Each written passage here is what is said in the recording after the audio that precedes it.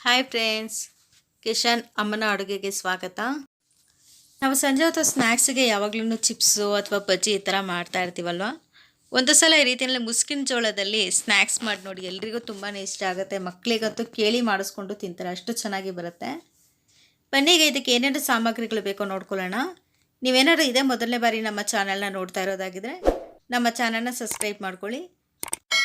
ಈಗ ಇದಕ್ಕೆ ಮೊದಲಿಗೆ ಮುಸ್ಕಿನ ಜೋಳವನ್ನು ಒಂದು 2-3 ವಿಜಿಲ್ನ ಕೂಗಿಸಿಟ್ಕೊಂಡಿರೋದನ್ನ ತೊಳೆದಿಟ್ಕೊಳ್ಬೇಕಾಗತ್ತೆ. ಬಿಡಿಸ್ಬಿಟ್ಟು ಈ ರೀತಿಯಲ್ಲಿ ಮೊದಲೇ ಬೇಯಿಸ್ಕೊಂಡ್ರೆ ಒಳ್ಳೆಯದು, ಮುಸ್ಕಿನ ಜೋಳ ಆಗಿರೋದ್ರಿಂದ. ಇದೇ ರೀತಿಯಲ್ಲೇ ಸ್ವೀಟ್ ಕಾರ್ನ್ನಲ್ಲಿನೂ ಕೂಡ ಮಾಡ್ಕೊಳ್ಬೋದು. ಈಗ ಈ ಮುಸ್ಕಿನ ಜೋಳಕ್ಕೆ ಕಾರ್ನ್ಫ್ಲೋರ್ ಹಾಕ್ಕೊಳ್ಳೋಣ. ಒಂದು 2-3 ಸ್ಪೂನಷ್ಟು ಹಾಕ್ಕೊಳ್ಬೇಕಾಗತ್ತೆ. ಈಗ ಇದಕ್ಕೆ ನಾವು 2ನೇ ಸ್ಪೂನ್ನ ಹಾಕ್ಕೊಳ್ತಾ ಇದ್ದೀವಿ. ಟೋಟಲ್ ಆಗಿ ಈಗ ಇದಕ್ಕೆ 3 ಸ್ಪೂನು ಕಾರ್ನ್ಫ್ಲೋರನ್ನು ಹಾಕ್ಕೊಂಡಿದ್ದೀವಿ.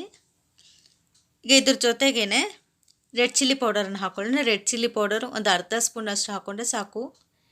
ಖಾರ ತುಂಬ ಜಾಸ್ತಿ ಬೇಕು ಅನ್ಸರೆ ಇನ್ನೂ ಸ್ವಲ್ಪ ಹಾಕ್ಕೊಳ್ಬೋದು. ಈಗ ಇದಕ್ಕೆ ರುಚಿಗೆ ತಕ್ಕಷ್ಟು ಪುಡಿ ಉಪ್ಪನ್ನು ಹಾಕ್ಕೊಳ್ಳೋಣ. ಈ ಸ್ನ್ಯಾಕ್ಸು ತುಂಬಾ ಬೇಗನೆ ಆಗುತ್ತೆ. ಸಡನ್ನಾಗಿ ಸಂಜೆ ಹೊತ್ತು ಗೆಸ್ಟ್ ಬಂದ್ರೂ ಕೂಡ ಆಗುತ್ತೆ, ಅಥವಾ ಟೀ ಟೈಮ್ನಲ್ಲಿ ಬೋರ್ ಹೊಡಿತಾ ಇದ್ದಾಗ ಅಂಥ ಟೈಮಿಂಗ್ಸ್ನಲ್ಲಿ ಈ ರೀತಿಯಲ್ಲಿ ಸ್ನ್ಯಾಕ್ಸ್ ಮಾಡಿನೂ ಕೂಡ ತೊಗೊಳ್ಬೋದು. ನೋಡಿ ಫ್ರೆಂಡ್ಸ್, ಈಗ ಇದೆಲ್ಲ ಚೆನ್ನಾಗಿ ಮಿಕ್ಸ್ ಮಾಡ್ಕೊಳ್ಬೇಕಾಗುತ್ತೆ. ಈ ಕಾರ್ನ್ಫ್ಲೋರ್ ಎಲ್ಲ ಜೋಳಕ್ಕೂ ಕೂಡ ಮಿಕ್ಸ್ ಆಗುವ ಹಾಗೆ ಈ ರೀತಿಯಲ್ಲಿ ಮಿಕ್ಸ್ ಮಾಡ್ಕೊಳ್ತಾ ಹೋಗೋಣ. ಈಗ ಇದೆಲ್ಲ ಚೆನ್ನಾಗಿ ಮಿಕ್ಸ್ ಆದಮೇಲೆ ಇನ್ನೊಂದು ಕಡೆ ಒಲೆ ಮೇಲೆ ಎಣ್ಣೆ ಕಾಯೋದಕ್ಕೆ ಇಟ್ಕೊಂಡಿರ್ಬೇಕಾಗತ್ತೆ. ಈಗ ಎಣ್ಣೆ ಕಾದ್ಮೇಲೆ ಈಗ ಇದನ್ನು ಸ್ವಲ್ಪನೇ ಎಣ್ಣೆಗೆ ಹಾಕ್ಕೊಳ್ತಾ ಹೋಗೋಣ. ಈ ರೀತಿಯಲ್ಲಿ ಒಟ್ಟಾಗಿನೂ ಹಾಕ್ಕೊಂಡ್ರೆ ಏನೂ ಪರವಾಗಿಲ್ಲ, ಬಿಡಿ ಬಿಡಿ ಆಗುತ್ತೆ. ಈಗ ಇದೆಲ್ಲ ಒಂದು 2 ನಿಮಿಷ ಫ್ರೈ ಮಾಡಿಕೊಂಡ್ರೆ ಸಾಕು. ಏಕೆಂದರೆ ಮೊದಲೇ ಜೋಳ ಬೇಯಿಸಿಟ್ಕೊಂಡಿರೋದ್ರಿಂದ ಬೇಗ ಆಗೋಗುತ್ತೆ ಈ ಸ್ನ್ಯಾಕ್ಸ್ ಬಂದು. ಇದು ಸ್ವೀಟ್ ಕಾರ್ನಲ್ಲಿ ಮಾಡೋದಾದರೆ ಬೇಯಿಸ್ಕೊಳ್ಳೋ ಅವಶ್ಯಕತೆ ಇರೋದಿಲ್ಲ, ಹಾಗೆ ಡೈರೆಕ್ಟಾಗಿ ಎಣ್ಣೆಗೆ ಹಾಕ್ಕೊಳ್ಬೋದು. ನೋಡಿ ಫ್ರೆಂಡ್ಸ್, ಈಗ ಇದೆಲ್ಲ ಸ್ವಲ್ಪ ದಪ್ಪ ಆಗಿದೆ ಕಾಳುಗಳೆಲ್ಲ. ಈಗ ಇದು ಆಗಿದೆ ಅಂತ ಅರ್ಥ. ಈ ರೀತಿಯಲ್ಲಿ ಆದರೆ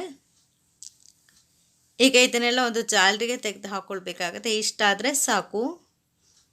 ನೋಡಿ ಫ್ರೆಂಡ್ಸ್, ಎಷ್ಟು ಚೆನ್ನಾಗಿ ಬಂದಿದೆ ಜೋಳದಲ್ಲಿ. ಈಗ ಇದನ್ನೇ ಇದೇ ರೀತಿಯಲ್ಲೇ ಉಳಿದಿರೋಂಥ ಜೋಳವನ್ನು ಕೂಡ ಎಣ್ಣೆಯಲ್ಲಿ ಹಾಕಿ ಕರೆದಿಟ್ಕೊಳ್ಬೇಕಾಗತ್ತೆ. ಈಗ ಇದು ಎಲ್ಲ ರೆಡಿಯಾಗಿದೆ. ನೋಡಿ ಫ್ರೆಂಡ್ಸ್, ಈ ರೀತಿಯಲ್ಲಿ ಬಂದಿದೆ, ಒಳ್ಳೆ ಪೂಂದಿ ಕಾಳು ಥರ ಬಂದಿದೆ. ನಾವು ಉಳಿದಿರೋದನ್ನು ಕೂಡ ಇದೇ ರೀತಿಯಲ್ಲೇ ಹಾಕೊಳ್ಳೋಣ. ಈಗ ಇದೆಲ್ಲ ಎಣ್ಣೆಯಲ್ಲಿ ಕರೆದಿಟ್ಕೊಂಡಾದ್ಮೇಲೆ ಈಗ ಇದಕ್ಕೆ ಚಾಟ್ ಮಸಾಲವನ್ನು ಹಾಕೊಳ್ಳೋಣ. ಒಂದು ಅರ್ಧ ಸ್ಪೂನಷ್ಟು ಹಾಕ್ಕೊಂಡ್ರೆ ಸಾಕು. ಚಿಕ್ಕ ಸ್ಪೂನಲ್ಲಿ ಒಂದು ಅರ್ಧ ಸ್ಪೂನಷ್ಟು ಚಾಟ್ ಮಸಾಲ ಮತ್ತು ಒಂದು ಸ್ವಲ್ಪ ಕೊತ್ತಂಬರಿ ಸೊಪ್ಪು ಸ್ವಲ್ಪ ಹಾಕ್ಕೊಂಡ್ರೆ ಸಾಕು. ಮತ್ತು ಇದ್ರ ಜೊತೆಗೆ ನಿಮಗೆ ಆಪ್ಷನಲ್ ಬೇಕಂದರೆ ನಿಂಬೆ ಹುಳಿಯನ್ನು ಕೂಡ ಯೂಸ್ ಮಾಡ್ಕೊಳ್ಬೋದು. ತುಂಬಾ ಚೆನ್ನಾಗಿ ಕೊಡುತ್ತೆ ಟೇಸ್ಟಿ. ಮತ್ತು ರುಚಿಗೆ ಒಂದು ಸ್ವಲ್ಪ ಉಪ್ಪನ್ನು ಹಾಕ್ಕೊಳ್ಳೋಣ. ಈಗ ಇದನ್ನೆಲ್ಲ ಚೆನ್ನಾಗಿ ಮಿಕ್ಸ್ ಮಾಡ್ಕೊಳ್ಬೇಕಾಗತ್ತೆ ಈ ರೀತಿಯಲ್ಲಿ. ನೋಡೋದಲ್ವಾ ಫ್ರೆಂಡ್ಸ್, ಎಷ್ಟು ಈಸಿಯಾಗಿ ಸಿಂಪಲ್ಲಾಗಿ ಆಗಿದೆ. ನೀವು ಕೂಡ ಈಸಿಯಾಗಿ ಮನೆಯಲ್ಲಿ ಈ ರೀತಿ ಟ್ರೈ ಮಾಡಿ, ಎಲ್ರಿಗೂ ತುಂಬಾ ಇಷ್ಟ ಆಗುತ್ತೆ. ನೋಡೋದ್ರಲ್ವ ಫ್ರೆಂಡ್ಸ್, ಎಷ್ಟು ಸಿಂಪಲ್ಲಾಗಿ ಎಷ್ಟು ಟೇಸ್ಟಿಯಾಗಿ ಬಂದಿದೆ. ನೀವು ಕೂಡ ಈಸಿಯಾಗಿ ಮನೆಯಲ್ಲಿ ಈ ರೀತಿ ಟ್ರೈ ಮಾಡಿ ನೋಡಿ. ಮತ್ತು ಯಾವ ರೀತಿ ಬಂತು ಅಂತ ಕಾಮೆಂಟ್ಸ್ ಮೂಲಕ ನಮಗೆ ತಿಳಿಸಿ, ಲೈಕ್ ಮಾಡಿ, ನಮ್ಮ ಚಾನಲ್ಗೆ ಸಬ್ಸ್ಕ್ರೈಬ್ ಮಾಡಿ. Thank you friends.